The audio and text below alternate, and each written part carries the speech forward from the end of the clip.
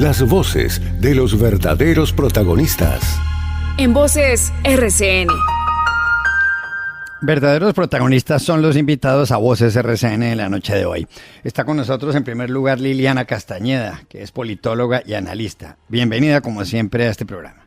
Muy buenas noches, Juan Carlos, a mis compañeros de panel, Alejandro, y pues a toda la audiencia. Un gusto volver a Voces RCN. Diego Santos, consultor y analista político y columnista, gracias por estar aquí. Gracias por la invitación, Juan Carlos, y un saludo a todos los panelistas y a su muy apreciada audiencia. Juan Duque, administrador de empresas, consultor y analista, bienvenido a este programa. Juan Carlos, ¿cómo estás? Un fuerte abrazo para ti, Alejandro, y a los oyentes un fuerte abrazo y un saludo. Y Alejandro Rivera Camero, politólogo y analista también, gracias por estar en Voces RCN. Gracias, un saludo a la mesa de trabajo y a todos los oyentes de este importante programa. Bueno, el primer asunto tiene que ver con una carta del presidente Gustavo Petro enviada al presidente de Estados Unidos, Donald Trump, el pasado 23 de junio. Una carta que reveló hoy el periodista Jorge Espinosa. Y en esa carta el presidente Petro, que además empieza refiriéndose a Trump como excelentísimo señor presidente, pues le hace un llamamiento a bajar la temperatura de las relaciones entre los dos países, a un llamamiento a la calma, un llamamiento a tener un tono moderado.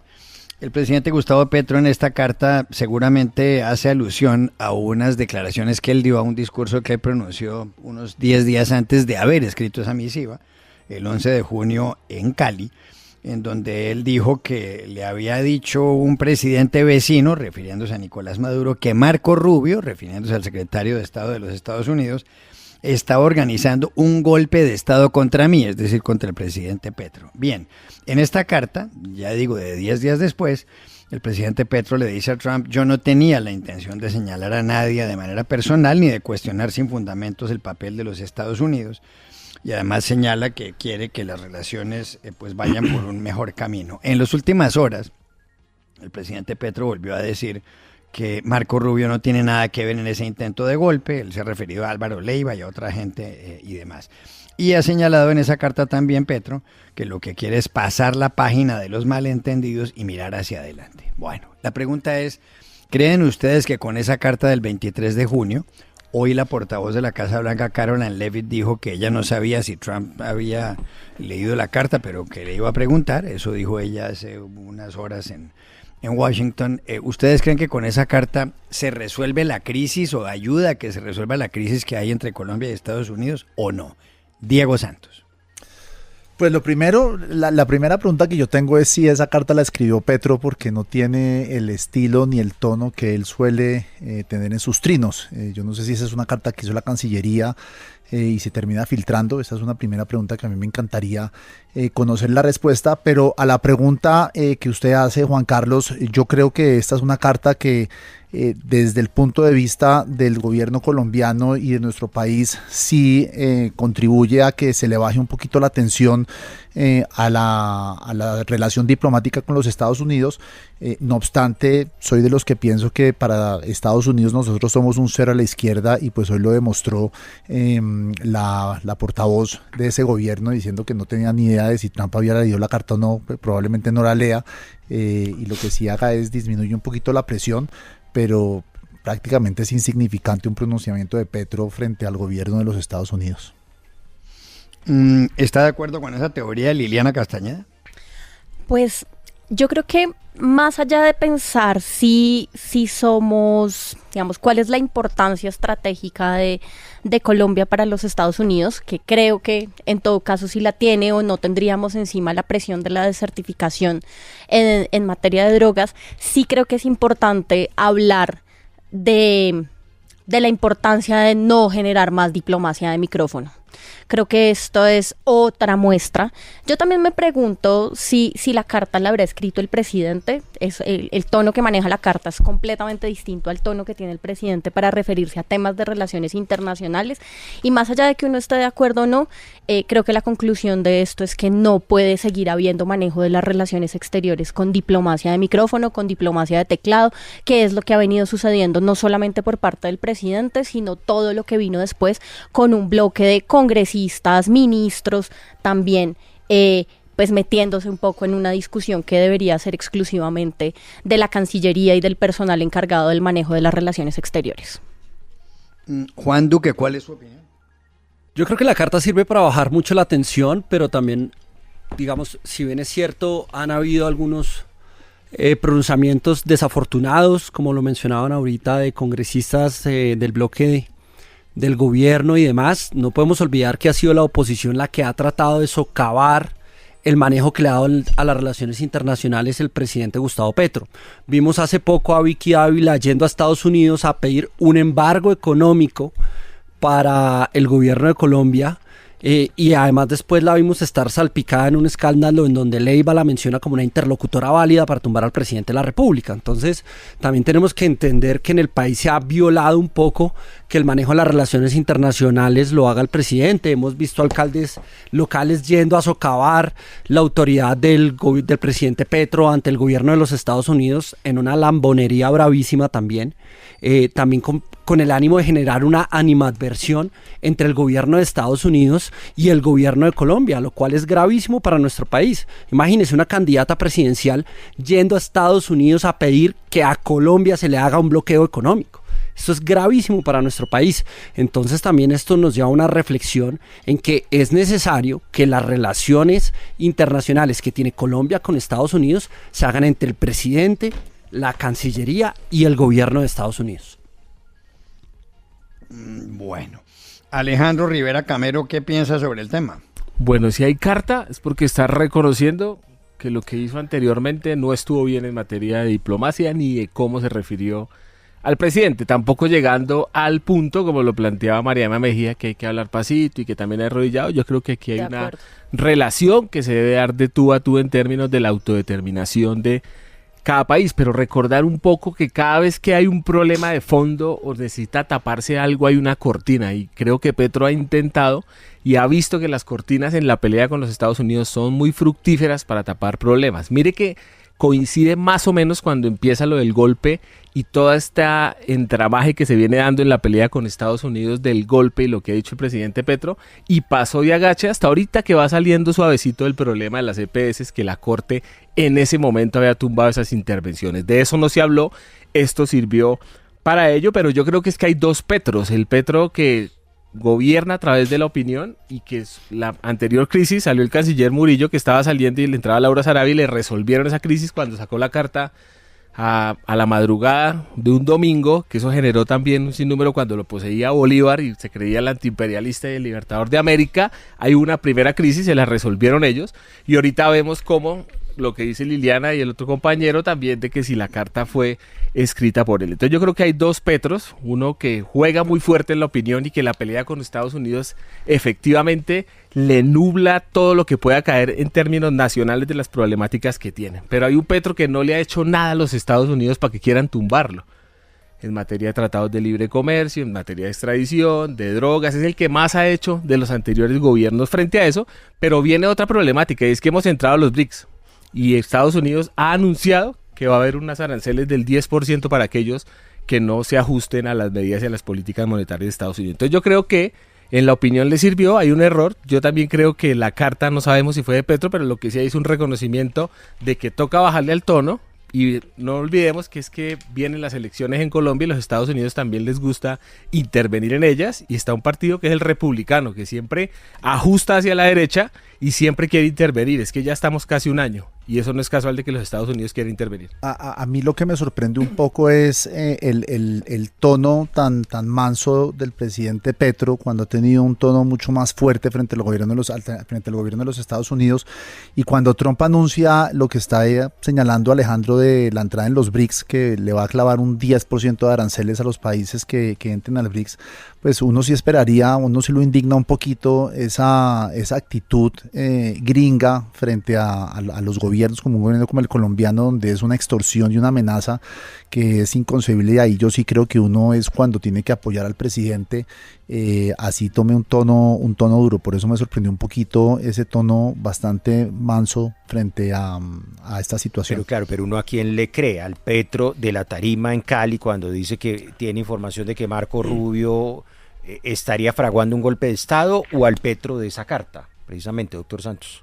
Pues yo prefiero creerle al Petro de esa carta, pero me hubiera gustado que no hubiera sido tan arrodillado, por ponerlo de alguna manera. O sea, no saludar con excelentísimo, señor presidente. Exactamente. Quizás, señor presidente. Te hizo caso a María Emma, está hablando más bajito. Yo creo, y yo creo que más allá de efectivamente tener esos bandazos en los que un día habla con frases absolutamente altisonantes y al otro día casi que se arrodilla y dice excelentísimo presidente, creo que lo que se necesita sí efectivamente es que haya una línea clara de relación con los Estados Unidos, por algo que también estaban diciendo Alejandro y Diego, y es que hubo también promesas de campaña respecto a temas de fondo de la relación con Estados Unidos, por ejemplo, la renegociación de los tratados de libre comercio que seguimos esperando, y en el tema arancelario, en el que Petro también tuvo pronunciamientos muy duros incluso durante la campaña de Trump, pues no ha pasado mucho.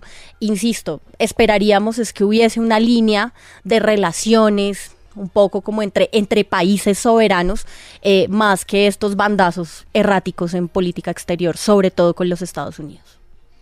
Bueno, óiganme, hay otro tema que tiene que ver con el ex canciller Álvaro Leiva y lo pone sobre la mesa Alejandro Villegas. Alejandro. Y tiene que ver con la entrevista que les dio a los colegas de la revista Semana explicando el episodio, el famoso episodio donde se escucha allí en los audios diciendo hay que sacar a este tipo. Pues él básicamente en esa entrevista dice que no es por supuesto un golpe de Estado, que están equivocados, que lo que él estaba buscando es que renuncie el presidente de la República. Es lo más ridículo del mundo, dice en esa declaración. Eso fue una conversación privada, la libertad de expresión es un derecho fundamental y más si es una conversación íntima. Dice que sacar a ese tipo no es nada y es una expresión tonta, con lo cual pues prácticamente da por zanjado. Dice que además esos audios fueron sacados de contexto, se extrajo solo un trozo de una conversación que fue mucho más extensa. Seguramente insiste que fue aquí en Colombia, que tiene sospechas de quiénes pudieron haber sido los responsables de esto, y fue más allá. Dice que el presidente Petro se está inventando todo esto como una cortina de humo para tapar lo ocurrido en Manta. ¿El doctor Duque cree que esto quedó así, ya queda zanjado lo de Leiva, o esto tiene mucho más de dónde seguir cortando a propósito de esa crisis con los Estados Unidos que originaron esas declaraciones de Leiva? Esto tiene mucho más de fondo. Álvaro Leiva es un reconocido conspirador. Recordemos que el presidente Samper salió a denunciar cómo Álvaro Leiva le intentó dar un golpe de Estado, y recordemos que en el mandato del presidente Samper mataron a Álvaro Gómez Hurtado y utilizaron un grupo criminal como las FARC, con el que Álvaro Leiva ha reconocido que tiene una relación de antaño, que por motivos de Estado y para un eventual proceso de paz, en ese momento buscando desestabilizar el gobierno de Samper. Pero ahí habla de que el verdadero autor de eso, o quien ideó eso, fue Juan Manuel Santos. Pues yo, digamos, hasta ya no sé, yo lo que cuento es la denuncia que hace el presidente Samper. Álvaro Leiva además es en el sector político reconocido como un conspirador tremendo. Ahora bien, Álvaro Leiva dice que va y se reúne con un congresista republicano, Díaz Balart, y dice y además de eso Leiva dice no solo que se reúne con Díaz Balart, sino que ya ha hablado del tema y menciona a Vicky Dávila como una interlocutora válida, que días anteriores se había ido a reunir con el mismo congresista Díaz Balart, en el que menciona a Álvaro Leiva, a pedir embargos económicos para Colombia, y desgraciadamente algunos días después sucede lo que le sucede a Miguel Uribe. Mucha coincidencia que lo que pasó y lo que denuncia el presidente Samper sea el mismo modus operandi de lo que está pasando en este momento en Colombia. No me parece que sea un tema tan al azar y que Leiva venga acá a sacar y a lavarse las manos de una manera tan olímpica cuando hemos visto los alcances de este señor. Liliana Castañeda, ¿usted se da por satisfecha con la explicación que da Leiva o usted cree que realmente hay algo más oscuro en torno a esa conversación? Pues a mí no me convenció ni 5, Alejandro, por varias cosas. La primera es que cuando uno escucha los audios y contrasta con la entrevista, hay cosas que son abiertamente discordantes. Entonces, cuando está hablando, por ejemplo, de las conversaciones que tiene con personas en el Partido Republicano, lo que dice es que ya habló con ellas. Cuando dice, por ejemplo, que estuvo en Estados Unidos, luego en la entrevista de Semana dice, yo llevo mucho tiempo sin ir a Nueva York. Sí, siento que hay unos temas que son abiertamente contradictorios dentro de la entrevista de Semana. Segundo, también creo que hay que tener en cuenta que pues Álvaro Leiva decidió no contestarle la entrevista a El País de España, que es el medio que hace las revelaciones en primera instancia, y tercero, pues un poco era una absoluta lavada de manos la entrevista, y un poco la idea de dejar en el ambiente que hay métodos dentro del marco de la Constitución para sacar al presidente Petro, pero a la hora de pensar y de preguntar cuáles son los gremios con los que ha hablado, cuáles son los políticos con los que ha hablado, pues tampoco, digamos, ahí se diluye todo. Y lo cierto es, pues, que a mí me da la impresión de que habló con todo el mundo, pero nadie le puso cuidado. En el país ni fuera del país, es la impresión que a mí me da, pero eso no le quita la gravedad, independientemente de las diferencias que uno tenga con el gobierno, de que hubo una intentona golpista. Sí, pero Liliana, ¿usted cree entonces que a Leiva nadie le para bolas? ¿Nadie lo toma en serio? Pero parecería que así fuese, Juan Carlos. Porque si él mismo en los audios decía, estos son 20 días más de insistir e insistir, decían los audios, en la época, más o menos si uno cuadra las líneas de tiempo, en la época en la que Leiva estaba mandando las cartas, e insistió y al parecer habló con todo el mundo, pero no pasó nada, pues es porque definitivamente creo que no le estaban poniendo la atención que él hubiese esperado. No es algo para minimizar, no quiero minimizarlo de ningún modo, pero creo que nadie le puso cuidado ni adentro ni afuera del país. Sí. A propósito, un paréntesis, un oyente me pregunta, quiero preguntárselo a Juan Duque, ¿en dónde está la prueba de que Vicky Dávila pidió un embargo económico para Colombia en Estados Unidos? A eso fue a reunirse con los congresistas de Estados Unidos, a pedir, ella misma lo dijo en sus redes sociales, se fue a reunir con Díaz Balart, a decirle que no le hicieran caso al presidente y que había que tener represalias contra las locuras que estaba haciendo el presidente Gustavo Petro y embargos económicos, y estaba hablando de un poco de locuras, unas vainas rarísimas, pero yo acá sí discrepo de una cosa que dice mi compañera, y es, sí pasó algo, y es que le hicieron el atentado a Miguel Uribe, y tiene el mismo sello que lo que pasó cuando mataron a Álvaro Gómez. Es Álvaro Leiva metido en una conspiración hablando con grupos criminales. De hecho, hay una declaración de Castaño que dice que en esa época Álvaro Leiva lo buscó para tumbar al presidente Samper. El mismo Castaño denunciando los intentos golpistas de Álvaro Leiva, y en esa época mataron a Álvaro Gómez Hurtado. Acá se ve a Álvaro Leiva haciendo una conspiración nacional con congresistas norteamericanos que después salen a insultar al presidente de la República, a decir que es un narcopresidente, y además de eso menciona a Vicky Dávila como una interlocutora válida para darle un golpe de estado a la democracia de Colombia. Es decir, sí pasaron cosas con la conspiración de Álvaro Leiva. ¿Una coincidencia desafortunada? No lo sé, pero los hechos son lamentables. Alejandro. Sí, pero estoy mirando aquí las redes de Vicky Dávila de febrero y al contrario, pues dice, los opositores tenemos que ser proactivos para evitar que se materialicen las sanciones de Estados Unidos para los 50 millones de colombianos por las provocaciones de Petro al presidente Trump a propósito de la crisis de enero. Diego Santos, ¿usted cómo interpreta esa entrevista de Leiva? ¿Cree que con esto queda zanjado este asunto o esto tiene más? Este tema se va a zanjar cuando a Petro le deje de servir para su narrativa de generar zozobra de cara a las elecciones de 2026 que está siguiendo como una estrategia muy sistemática donde lo que quiere hacer es hacerle creer a los colombianos que no hay garantías. Un señor de 82 años que es ampliamente conocido por su lagartería en todas partes, yo no lo veo como un golpista, lo veo como un tipo con ganas de figurar, un tipo que en los últimos meses de su carrera política pues ha decidido tirarla por la borda, las cartas contra el presidente Gustavo Petro, sacando a relucir aspectos bastante privados, pues son lamentables viniendo de quien vienen, que fue su ex canciller. Y como bien dice Liliana, este es un señor al que no le paran bolas. Yo no voy tan lejos como el compañero aquí, Juan David.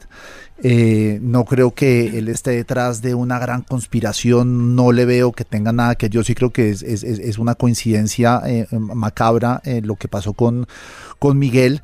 Ya no me voy más atrás en los tiempos de hace 30, 40 años, pero a mí se me hace que todo lo que está pasando ahorita, es más, no me sorprendería que lo que está haciendo Álvaro Leiva sea en connivencia con el presidente Petro para generar este ambiente de que hay un golpe de Estado rondando. Aunque en algo ¿Y tiene razón. ¿Por qué sospecha eso? No, pues por esa mente maquiavélica que sí tiene Leiva, por esa mente maquiavélica ambos que son tan también tiene maquiavélicos, Petro. en su opinión, Mira, ¿o pues cómo? sí, es que no tiene sentido de que le estemos creyendo a un señor de 82 años que hasta pañal debe tener. Bueno. Bueno, pero lo que sí es cierto es que él dice, sacaron solo un trozo de una conversación mucho más amplia, o sea que habría que escuchar cuál es el contenido de esa grabación. Doctor Rivera, ¿cree usted que este tema queda finiquitado aquí o este capítulo de Leiva nos va a seguir acompañando? Bueno, yo creo que darle el calificativo a Leiva de maquiavélico es como darle mucha importancia a la estrategia O sea, es muy de suave. Leiva. Yo creo que es una leivada más bien, como dice el presidente. Pero hay que ver un poquito más atrás por qué sale Leiva de la Cancillería. Y es que tiene una suspensión por el tema de los pasaportes. Y él esperó más lealtad del presidente a su salida. Él dice, acataré la decisión cuando el presidente nombre, y fue cuando nombra a Murillo, él nunca pensó que el presidente lo iba a sacar así. Y ahí empieza el resentimiento de Leiva, y es donde empieza, yo sí creo que habló todo eso, pero ya en una cosa de desespero, de rabia, de locura, y pues se le juntan todos estos hechos, y pues le construyen una narrativa muy fuerte, porque Leiva, el mismo presidente nunca le dio ese peso y esa fuerza y esa credibilidad cuando dijo otro poco cosas de él sobre su salud mental y su comportamiento y sus faltas a las diferentes reuniones. Leiva actúa a través del resentimiento. Pero ¿no será que también esa pelea o esa relación empezó a fraccionarse cuando nombran a Benedetti en Roma, en la FAO, cuando dice, es que usted que le va a creer a un drogadicto? Yo creo que él quiso ser siempre el que a Petro más escuchaba, porque Leiva en su ego, aunque lo vean un señor ya grande y eso, yo desde niño me lo mostraron como el gran delegado de la paz y yo siempre me pareció un viejo loco en muchas cosas. Yo creo que hasta las guerrillas les vendía esos cuentos que él tenía todo ese poder para traer plata, que ahí hasta lo dicen en diferentes entrevistas. Pero yo creo que a Leiva lo han sobredimensionado siempre, si viene de una élite que me pareció absurda y un poco, a mí me fastidiaba la entrevista verla, ay, es que yo qué sé, y un poco de cosas ahí como tan arrogantes, sin fondo, que me parece que no tenía ningún significado la entrevista. Entonces yo sí quiero ver, y es qué está pasando con el contrato de los pasaportes que ya sacó a Leiva. Murillo también huye, pero hizo la adición, ¿no? Sarabia plantea la adición, pero se va. Y detrás de eso realmente qué está pasando. Entonces, para concluir un poco lo de Leiva, yo creo que no tiene la fuerza para dar un golpe, lo usan en una narrativa que se juntó un poco de cosas que le permitieron a Petro salir de una crisis de su gobierno, porque él se mueve de crisis en crisis en la opinión, no en los resultados, y Leiva se le presentó ahí, y esta Leiva le va a dar para 2 semanas más, y si se juntan otras investigaciones, otras cosas, yo creo que le va a dar para pasar julio, para llegar a dar el discurso del 20 de julio, cuando presente las nuevas reformas y el nuevo paquete. Y vamos de opinión en opinión, pero los resultados del gobierno no se ven. Pero venga, yo sí creo que acá hay algo mucho más grande, y es que desde hace bastante tiempo se ha hablado de que al presidente lo han querido asesinar.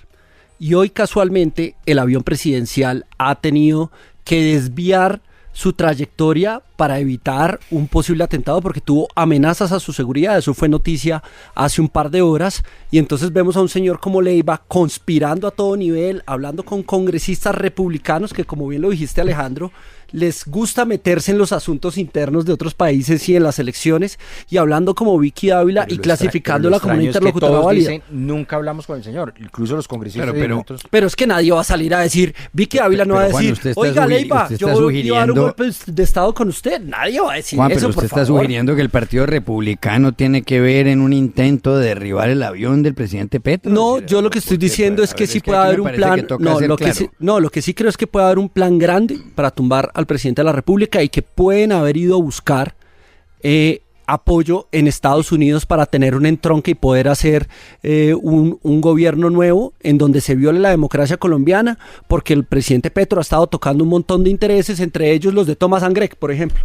Y así puedo hablar de un montón de intereses, 2.2 toneladas de cocaína incautadas ayer, etcétera, etcétera. ¿A diferencia del presidente Petro sí cree que Estados Unidos lo quiere tumbar entonces, o qué? Yo lo que creo es que hay una conspiración grande desde que comenzó el gobierno, de que han habido amenazas contra el presidente de la República, y que lo de Leiva refuerza esa narrativa en donde él mismo manifiesta que se ha reunido con congresistas norteamericanos. No lo digo yo, lo dijo Álvaro Leiva.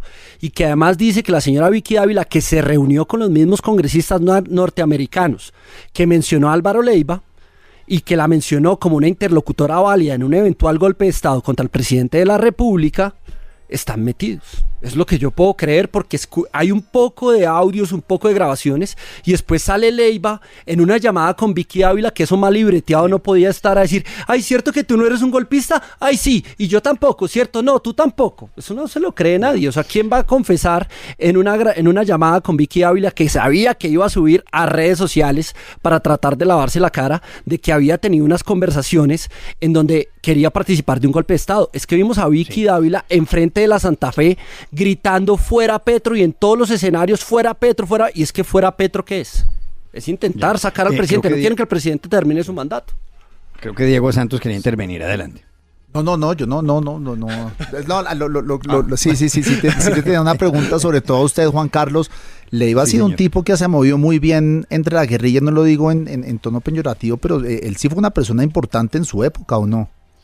Mucho. Es que yo creo que las críticas a Leiva, más allá de llamarlo viejo, y hay gente que le dice viejo gaga, yo creo que eso incluso puede ser irrespetuoso en cierto modo. Lo que sí es cierto es que el doctor Álvaro Leiva pues ha sido un hombre próximo a las guerrillas, ha tenido buenos contactos con Manuel Marulanda Tiro Fijo, los tuvo cuando estuvo en negociaciones con la guerrilla, y luego muchas crónicas dicen que Leiva ha sido un conspirador a lo largo de su historia, es decir, que se ha dedicado a conspirar en todos los momentos y en todos los gobiernos, pero él sí ha tenido contacto siempre con el mundo guerrillero, sin ninguna duda. En este caso, pues claro, ha dicho una cantidad de cosas, ¿no? Y con el paramilitar también. Castaño menciona la conspiración de la que hablé hace poco en su libro, diciendo cómo Leiva le fue a decir que hicieran un acuerdo con las FARC y con los sectores políticos para sacar al presidente de la República. Claro, ahora yo no sé qué tanto contacto pueda tener Leiva o cualquier colombiano, lo digo como antiguo corresponsal en Washington. Diego Santos conoce Washington muy bien. Yo no sé qué tanto contacto pueda tener cualquier colombiano con un gobierno de Estados Unidos. Yo no sé si llegar allá es tan fácil. Mi impresión es que es complicadísimo, que no es tan sencillo, pero evidentemente ahí están las grabaciones del doctor Leiva, ahí está lo que él ha dicho en los audios. Todo el país conoce las grabaciones del doctor Álvaro Leiva. Bueno, tenemos que ir a una pausa y ya volvemos. 8:00 p.m. Continuamos. En Voces RCN. Seguimos en Voces RCN con Liliana Castañeda, Diego Santos, Juan Duque y Alejandro Rivera Camero. Hay encuesta, en las últimas horas, encuesta de Guarumo y Ecoanalítica sobre el panorama electoral. Esto de cara, por supuesto, a las elecciones presidenciales, que son, atención, en mayo del año entrante, es decir, dentro de 11 meses, me parece, o 10 meses ya. Bien, lo cierto del caso es que, según este sondeo, y los datos de la medición fueron recolectados entre el 1 y el 5 de julio de este año 2025, se le preguntó a la gente por quién votaría ante el hipotético de posibles candidatos a la presidencia, y ahí aparecen varios. Entonces, en el puesto número 1, con el 13,7% de intención de voto, está Miguel Uribe Turbay, el senador que se encuentra en la Fundación Santa Fe después del atentado de hace un mes en su contra. El segundo puesto lo tiene Vicky Dávila, periodista, con el 11,5%. Luego está Gustavo Bolívar, el exdirector de Prosperidad Social, con el 10,5%. Más abajo aparecen Sergio Fajardo y Daniel Quintero, Fajardo con el 8,7% y Quintero con el 8,1%. Y después la exalcaldesa de Bogotá, Claudia López, tiene un 5,3%. Hay muchos más candidatos detrás, porque están María José Pizarro, Juan Manuel Galán, Germán Vargas Lleras, J.P. Hernández, incluso después aparece Carolina Corcho con el 2,4%, y Juan Daniel Oviedo, Iván Cepeda con el 2,1%, María Fernanda Cabal con el 1,9%. Repito, los primeros 3 o 4 puestos, o 5, Miguel Uribe 13,7%, Vicky Dávila 11,5%, Gustavo Bolívar 10,5%, Sergio Fajardo 8,7% y Daniel Quintero 8,1%. A la luz de esos datos que aparecen ahí, ¿cuál es su gran conclusión? Juan Duque. Lo primero es entender quiénes suben y quiénes bajan.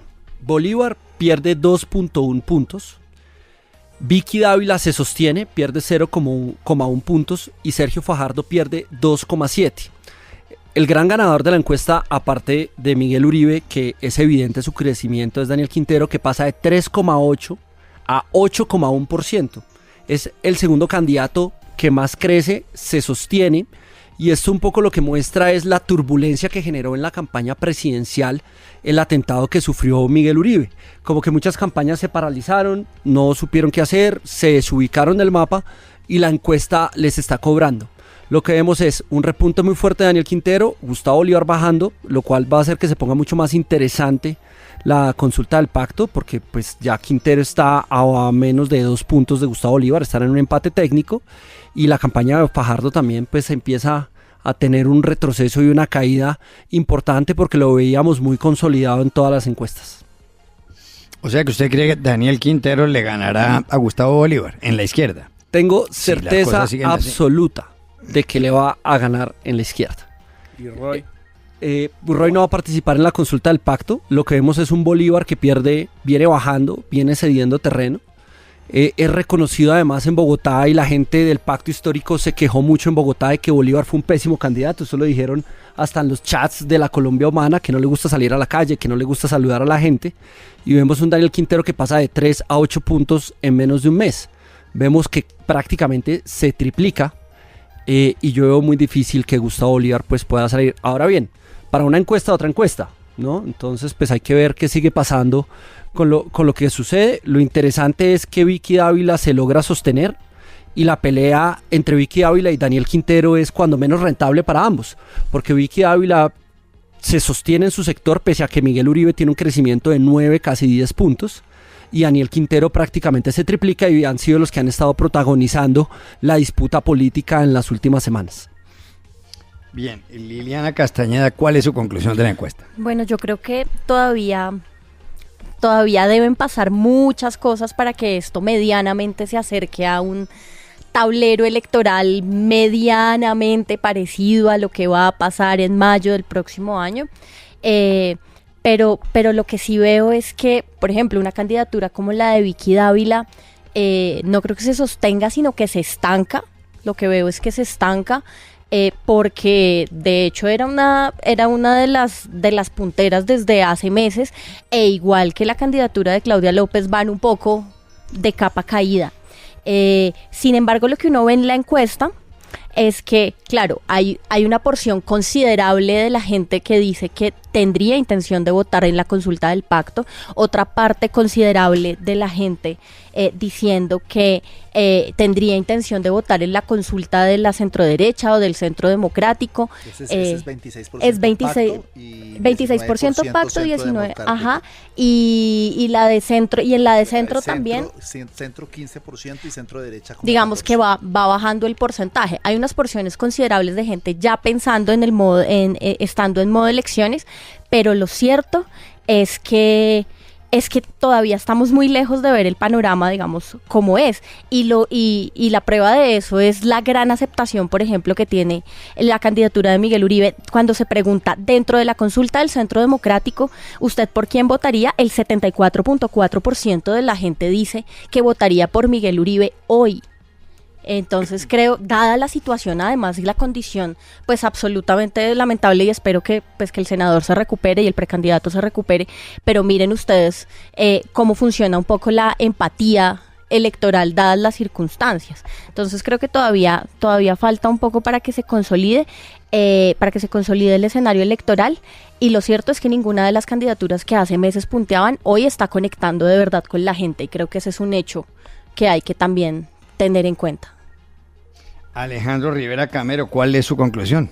Sí, yo creo que nos seguimos moviendo como en 3 carriles, uno el de la izquierda, la derecha y el centro, aún sin propuestas, más con emociones y con hechos que van generando acomodar a un sector de la población. Vemos que una gran parte ni siquiera sabrá por quién votar hasta faltando 40 días para las elecciones. Lo que sí vemos claro es que van a haber varias elecciones antes de la elección.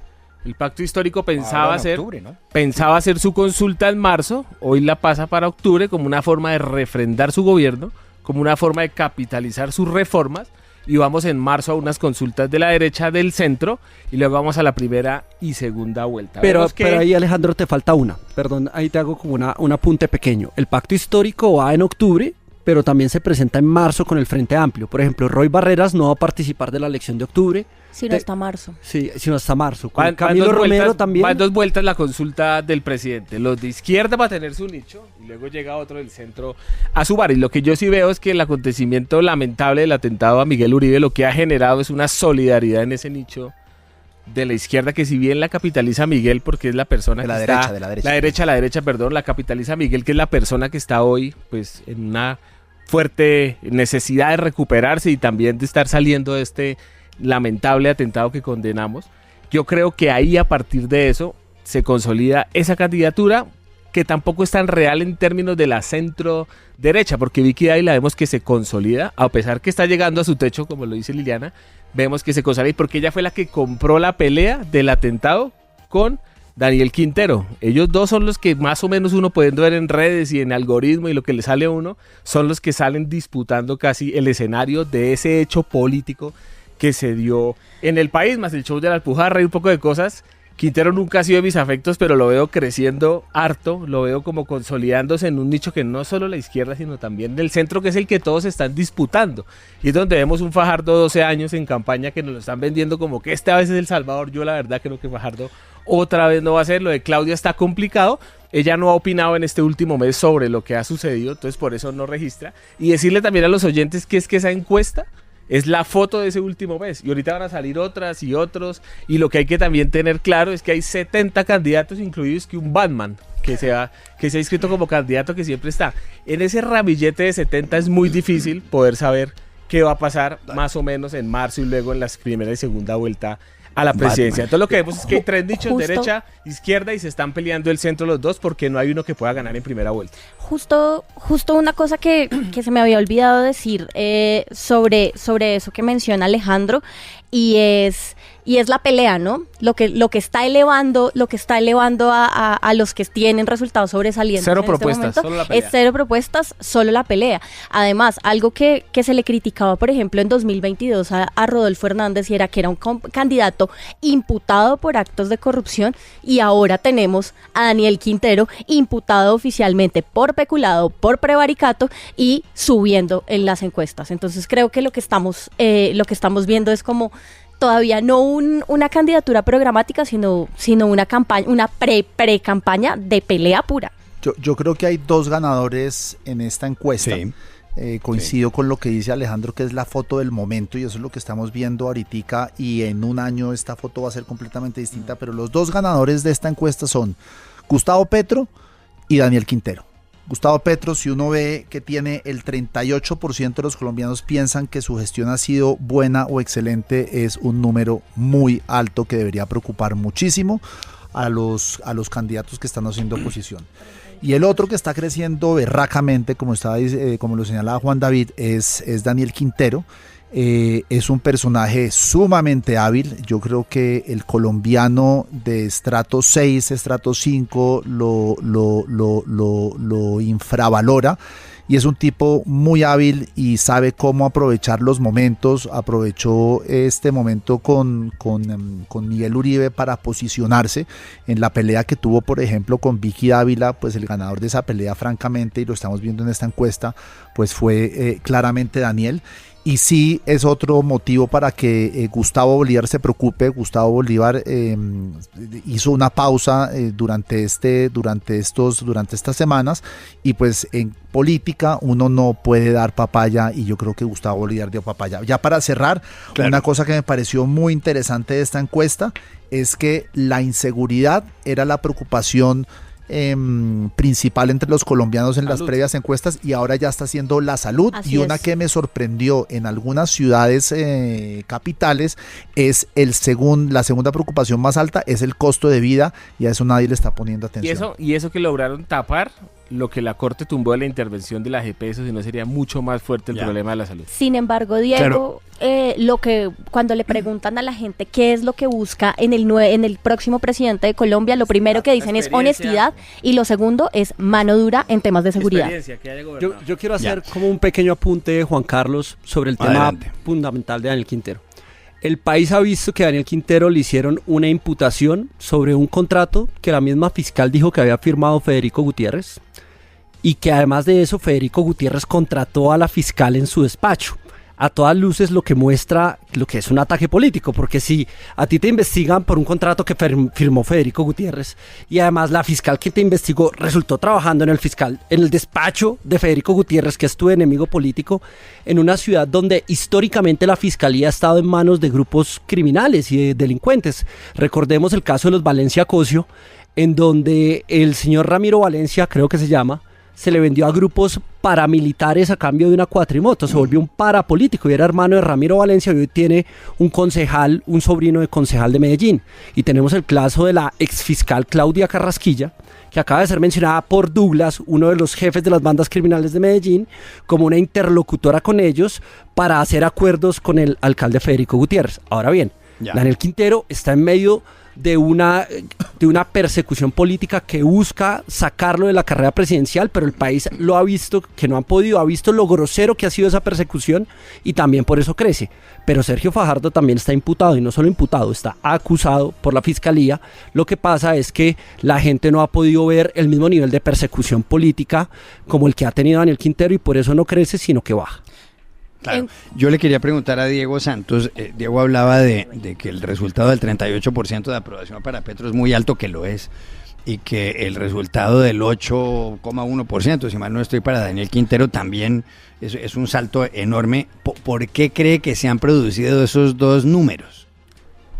Yo creo que el de Petro es porque nosotros, y me incluyo ahí, que somos opositores, vivimos en una burbuja y no estamos viendo lo que hace Petro en el resto del país en temas de comunicación. Lo que a nosotros nos importa no necesariamente es lo que le importa a la gente, y Petro ha cultivado ese 30-31% del electorado que le es leal, que le es fiel, que le importa un soberano rábano, pues cualquier escándalo o exabrupto que él cometa. Entonces él ha hecho muy bien esa tarea. Y frente a Daniel Quintero, yo creo que Daniel Quintero, esos ataques que él recibe en campaña, el ataque de Vicky Ávila que se le levantó y se le fue, la chifla que recibió en un congreso, pues eso termina ayudándolo porque lo ven como una víctima. Daniel Quintero no es ni mucho menos de mis afectos, pero a Daniel Quintero no se le puede combatir de la manera como se le está haciendo, porque miren cómo se está creciendo. Ya. Bueno, óiganme, último tema para el programa de hoy. Humberto de la Calle, que fue vicepresidente de la República de Ernesto Samper. Samper, recordemos, tuvo una mala relación con De la Calle, lo mandó de embajador a España. De la Calle renunció a la embajada y luego a la vicepresidencia y fue reemplazado por Carlos Lemos Simons. Ha dicho en una columna en el diario El Tiempo que la vicepresidencia debería eliminarse. Antiguamente en Colombia lo que existía es lo que se llamaba el designado, que era un funcionario, una persona elegida por el Congreso de la República, que estaba ahí para los casos en que el presidente tuviera faltas permanentes, pues faltas absolutas, por simplificar. Esto de la vicepresidencia existe en muchos países, en Estados Unidos, por supuesto, todo el mundo sabe que está ahí, pero también es cierto que hay una buena anécdota ya que da un poco la medida de lo que es la vicepresidencia. Alguna vez le preguntaron a la mamá de Harry Truman, tal vez le preguntaron qué hacía su hijo, y Harry Truman era vicepresidente de Franklin Delano Roosevelt. Entonces le preguntaron, y ella era madre de 2 hijos, le preguntaron qué hace su hijo, y dijo, no, pues mire, mi hijo es un gran agricultor aquí en el centro norte de los Estados Unidos, tal, pero el otro no hace nada porque el otro es vicepresidente de Estados Unidos. Es decir, la función de los vicepresidentes es sentarse ahí más o menos a esperar en términos generales, aunque en muchos países funciona. La pregunta aquí es, ¿creen ustedes que De la Calle tiene razón, que a la vista de lo que ha pasado en los últimos tiempos, ahí está el caso de Francia Márquez, esa figura debería desaparecer o es mejor que continuemos con ella? ¿Cómo es el asunto aquí? Liliana Castañeda. Pues yo creo que tiene sentido la existencia políticamente hablando de la figura, porque tiene como propósito generar alianzas entre distintos bloques para que efectivamente se armen coaliciones con las que se pueda gobernar. Ese creo que es el ánimo político también del diseño de la figura dentro de la Constitución de 1991, además de todo el tema del reemplazo. Y pues también en la práctica, si bien es cierto lo que dice el ex vicepresidente y el ex senador De la Calle, que algunas veces la figura ha sido inane, pero también hemos tenido vicepresidentes muy poderosos. Germán Vargas Lleras fue un vicepresidente con unas super facultades. Marta Lucía Ramírez fue una vicepresidenta también con facultades muy importantes. Entonces creo que por ahí no es la cosa. Entiendo también el tema del recelo del que hablaba el ex senador de la Calle en la columna, pero pues contra el recelo contra los vicepresidentes no hay cura, ¿sí? Contra los recelos en política no hay cura y no hay fórmula, y eso es algo con lo que la política funciona todo el tiempo. Lo único que yo sí puedo decir es que este no es el momento de hablar de modificaciones a la estructura de la Constitución, de ninguna manera, ¿sí? Porque así como he estado diciendo y hemos estado diciendo desde muchos lugares que el llamado a la constituyente por los motivos que expone el presidente Petro y el señor Montealegre, ¿sí? No vienen al lugar en este momento. Este tipo de discusiones tampoco vienen al lugar porque abren una puerta que es muy peligrosa y que por los lados puede terminar atentando contra los derechos y garantías logradas por grupos históricamente discriminados. Así que, pues muy chévere la discusión, pero no es el momento. Alejandro Rivera Camero, ¿debería eliminarse la figura de la vicepresidencia de la República? Bueno, yo creo que el argumento de la Calle lo iba a plantear y Liliana se me adelantó, es que él está hablando, como dicen en el adagio popular, cada cual habla como le va en la fiesta. Como le va en la fiesta o en la misa. Vemos que la experiencia de la Calle no fue, digamos que en su momento, muy esperanzadora para él, cuando después del proceso de paz construye una imagen muy fuerte de la Calle. Yo creo que tiene un arraigo bien bacano en los jóvenes y en unos sectores por lo de la paz. Yo creo que yo me quedo con ese de la Calle, no con el que le suma otra crisis más a la Constitución, porque decir que eliminar la figura de la vicepresidencia nos toca hablar de otra forma, de otro régimen, de otras instituciones, que faltó el análisis, que parte de lo que le da en la encuesta a Daniel Quintero un alza es el tema de la constituyente, que él también la canaliza y le sirve como plataforma. Entonces yo creo que hay experiencias de vicepresidentes que han tenido una relevancia importante, como Germán Vargas Lleras liderando el tema de la infraestructura. No es de mis afectos, pero es algo que hay que reconocer que se hizo, que genera consensos entre sectores políticos para gobernar a través de una figura visible con poder, que es el vicepresidente. Vimos el papel del general Naranjo también en su desarrollo como vicepresidente, Angelino Garzón, hasta el Pacho Santos, que no me gusta.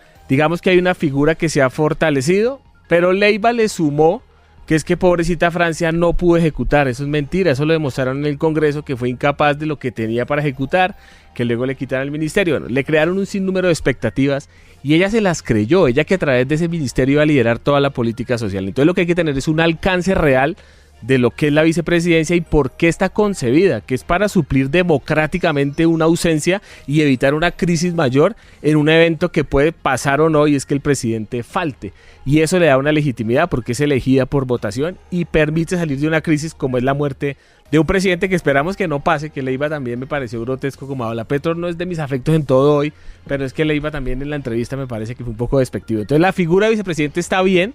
Lo que hay es que consolidar acuerdos reales que permitan generar gobierno, y eso está en las lealtades que se construyan entre el vicepresidente y el presidente. Pero no le sumemos otra crisis más a la Constitución del 91, porque eso nos va a llevar a que cada vez los que quieren que haya constituyente pues tengan más argumentos para lograrlo. Diego Santos, ¿hay que eliminar la vicepresidencia? Pues yo venía con el discurso de que a la hoguera con la vicepresidencia, pero escuchando a Liliana y Alejandro, creo que la sensatez... Yo creo que la sensatez prima, no hay que echarle un nuevo debate innecesario a toda esta crisis constitucional que estamos teniendo. Me parece que sí es un cargo que se debe repensar, pero no ahoritica. Esto puede esperar 4 años. Lo único que yo os invitaría aquí a mis contertulios a reflexionar un poco es... dada la crisis fiscal en la que estamos abocados, es necesaria tener una burocracia, que yo no sé qué tan pesada es la burocracia de la vicepresidencia, pero solo ese sería el único grieta por la donde yo me metería para decir que la vicepresidencia sí se debería acabar, pero estoy con Liliana y con Alejandro, no es momento para esta discusión. Juan Duque, ¿coincide con Diego Santos? No, yo ahí sí discrepo de mis compañeros de panel. El 38% de los colombianos sienten que las instituciones le fallaron y quieren una constituyente. Eso lo dice la encuesta de Guarumo. hemos visto ese choque institucional y más que un choque, un bloqueo que le han hecho los diferentes de poderes al programa de gobierno del presidente Gustavo Petro. Creo que la gente siente que el sistema le falló. Tenemos una constitución creada en 1991 cuando ni siquiera existían celulares. Y hoy estamos enfrentándonos a retos gigantescos con la inteligencia artificial. Se cree que en 5 años más del 50% de las millas recorridas por autos sean hechas por inteligencia artificial. Y entonces la Constitución está preparada para eso. Los retos y las transformaciones que están teniendo el mundo son gigantescas. El mundo que conocimos nosotros y el mundo al que se están enfrentando los pelados de 16 y 17 años son mundos radicalmente diferentes. El mundo al que se enfrentaron los papás nuestros con 50 años, 60 años son mundos radicalmente diferentes. Y yo creo que ahí la Constitución y las instituciones le han fallado al país para afrontar los desafíos en los que estamos, y el gobierno Petro ha dejado en evidencia el bloqueo institucional y la cooptación de muchas mafias de los diferentes poderes, de la Fiscalía, del Congreso y en muchos casos de las Cortes. Entonces yo sí creo que ahí sí vale la pena hacer un replanteamiento y revisar si la figura de la vicepresidencia existe o debe existir o no. La figura de la primera dama, eso me parece arcaico. Que exista una primera dama y que tengamos que pagarle chaperones y una cosa y la otra. Y no hablo en el caso puntual de Verónica, hablo de Verónica, María Juliana, Tutina, etcétera, etcétera, etcétera. O sea, nos podemos ir para atrás La pobre Lina. de Lina. Y lo que veo es que la gente siente que las instituciones le fallaron. Y cuando el arreglo y el acuerdo institucional falla, pues hay que cambiarlo, porque no nos podemos casar con él. Yo le tengo una pregunta. Si nos vamos a hacer el tema de la constituyente y la pierden, ¿ustedes aceptarían? Porque ustedes no son buenos perdedores. Somos muy buenos perdedores. Aceptamos que Federico Gutiérrez ganó puede en perder Medellín. todo lo que se ha avanzado en materia Exactamente. democrática. Porque Pero plantearle a la ese gente una es el constituyente para adaptar el Pero cambio si las tecnológico es un instituciones le error. fallaron. Pero, Este es Juan, un país donde a los niños las se mueren de a hambre, las instituciones donde el fallaron, 93% de la claro, gente porque son no encuentra corruptas. justicia. Pues Las claro, instituciones han porque hay fallado mala porque fiscal, están- pero hay porque mala están- regla institucional. Porque están repletas de corrupción, Juan. Pero yo quiero hacer una reflexión a propósito de lo que dices del bloqueo institucional. Claro, este país está tan acostumbrado a que los gobiernos de los partidos tradicionales y los hijos y descendientes de los partidos tradicionales apliquen aplanadoras en el Congreso y tengan cooptada la Fiscalía, el Poder Judicial, que cuando el equilibrio de poderes medianamente funciona, así sea con el nivel de dramatismo que ha funcionado en los últimos meses, le llamamos bloqueo institucional. El gobierno ha podido sacar reforma laboral, ya sacó reforma pensional, ha podido sacar reformas, leyes en No ha materia salido todavía la agraria, pensional, ha sacado, digamos, todavía, esperemos que salga. ahí va. Esperemos que salga. Salió fallo contra el Consejo Nacional Electoral para que no pueda investigar al gobierno. Es No decir, al gobierno, al presidente, perdón, porque al eso era la presidente. comisión de acusaciones. De acuerdo, al presidente. Pero en medio de todo, insisto, con el nivel de dramatismo que sea, pero el equilibrio de poderes ha funcionado. Entonces, claro, insisto, estamos tan acostumbrados a las aplanadoras de los partidos tradicionales que cuando no hay aplanadoras y medianamente funciona el equilibrio de poderes le llamamos bloqueo institucional, y yo creo que con eso hay que ser muy responsables como con el tema de la constituyente, porque es que cuando uno abre la caja de Pandora no solamente la abre para modificar lo que no le gusta, Y no sino van a estar también solo los que quieren para cambiar, sino- sino los es que que quieren mire, devolverse lo que se pone en al discusión 86. es la constitución completa, y eso tiene un riesgo muy grande por lo que dice Diego, y es si se llega a hacer una constituyente y pierden los sectores más progresistas, democráticos, como Chile? le quiere llamar, nos metemos en un problema como el de Chile, nos metemos además en la oleada de ultraderecha que se está tomando la región y que está avanzando en el mundo. Déjeme, también. yo contesto Juan, eso. Juan, pero usted qué cree de estas circunstancias, que ya nos queda minuto y medio. Mire, no hay pero nadie- fíjese usted, en Estados Unidos hay una constitución de hace 230, del año 1789, y funciona la cosa en Inglaterra general no bien. es constitucional. Y en Inglaterra no hay constitución. ¿Usted no cree que el problema nuestro es la gente, no la constitución? No, yo creo que sí hay un problema de una regla institucional. Nadie en Colombia cree que el Congreso funciona para defender los intereses de la gente. Allá hay congresistas que se eligen no con saben 20.000, cómo funciona. 30, déjeme, yo Pero termino. eso se Yo los dejé resuelve en hablar, las déjeme urnas. hablar. No, yo te dejé hablar, A ver, déjame hablar. pero tiene 30 segundos porque Bueno, nos entonces falta nadie tiempo. en Adelante. Colombia cree que el Congreso funciona bien. Se eligen con 20.000, 30.000 millones de pesos y se fondean con plata de las mafias que han cooptado el Estado. La Fiscalía General de la Nación ha sido cooptada. El 93% de la gente encuentra impunidad en la justicia. Dígame si el arreglo institucional no le falló al ciudadano a pie que nos está escuchando, que no encuentra justicia, que lo roban, que ve cómo los políticos Ya. en el Congreso legislan a favor de los intereses de los megarricos y no de ellos. Evidentemente, el arreglo institucional falló. Oiga, lo invito a otro programa para que le puedan contestar, pero se nos Antes, acabó el tiempo. cultura política. Gracias, Liliana Castañeda, Diego Santos, Juan Duque y Alejandro Rivera Camero. Y a ustedes los espero mañana en Voces RCN, 8 de la noche, 30 minutos.